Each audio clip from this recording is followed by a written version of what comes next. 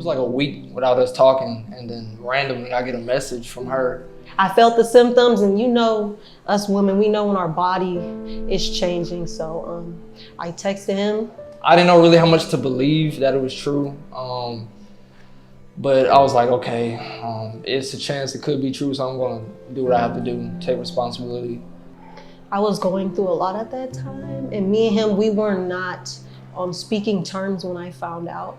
So I was really even scared to let him know. I told my sister, I told my closest friend, and they was like, get a pregnancy test, see what happens. But I wanted to take it with him, so he believed me. Like, we took it in the woods, because we had no place to take it, you know. Yeah, because we're still young, so we had to do what we had to do. At first, we thought it was negative, because it was just that one solid line. Then we sat there, time passed, and then it was a faint blue line that just popped up. And then I called my brother, and I was like, Fred, what does this mean? What does two blue lines mean? He's like, dude, it means she's pregnant.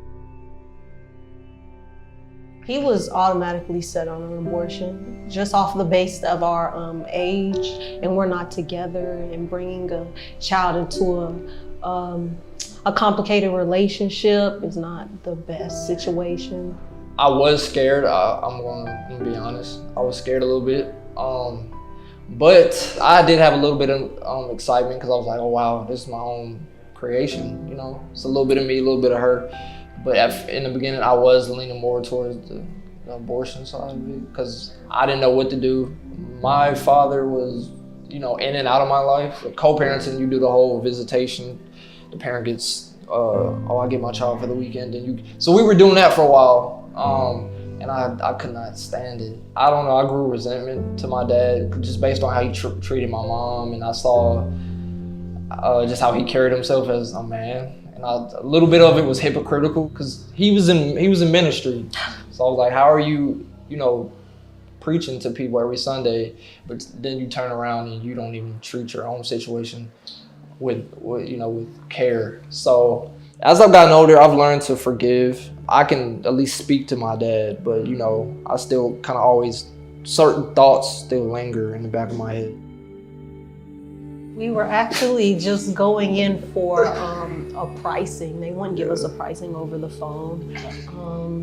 I don't have any insurance, so this was the abortion clinic out here. It was actually the cheapest one we found. So I said, we'll take that drive down there.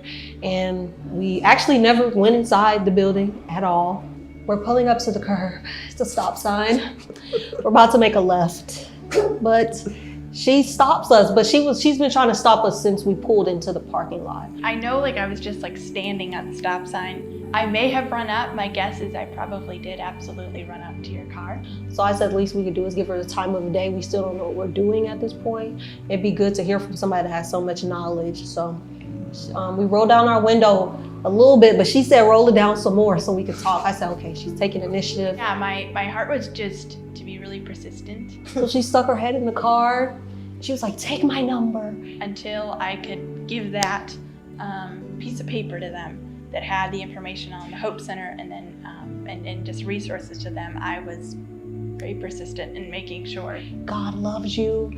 God has a plan for you. And I like hearing that type of stuff. My faith was low just based on what I've been through in the past year. So I used to be really close with God. My family used to be really outgoing. We used to go to church, but I stopped praying. I stopped doing everything, you know, you were supposed to be doing, because I was just like, oh, where's my life going? What's the purpose of this and that? When I had spoken with them, I wanted them to know that God had a plan for them. My heart was just excited to be able to show them hope.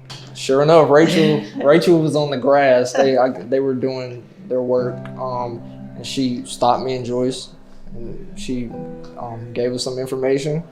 We took that. They gave me the first free ultrasound. I was like, oh yeah, I'm keeping her, him, twins, triplets, whatever. It may be, I'm gonna keep it. I don't remember how far along I was, but I wasn't no more maybe than like 8 or 10 weeks. She was still a little peanut. And I was still excited just to even know that she had a heartbeat, and I could have had an abortion and she has a heartbeat. But the Hope Center was very inviting and warm, and I love when they pray over me. I love the support from them, and it made me feel like a little family, because I really felt alone in there. I was like, I don't even know what this process is. She made me feel really welcome. It was Miss Cindy, and she prayed over me, and we shared, and we cried together for like 30 minutes. I know he was in the car hot, but it was worth it. It was worth it. I love the Hope Center as a whole. Everybody that I've encountered, inside or outside, really a comfortable feeling. That whole conversation made me feel at ease, because like we already spoken about, my support system is kind of sad. So I really feel support from even y'all, and from everybody.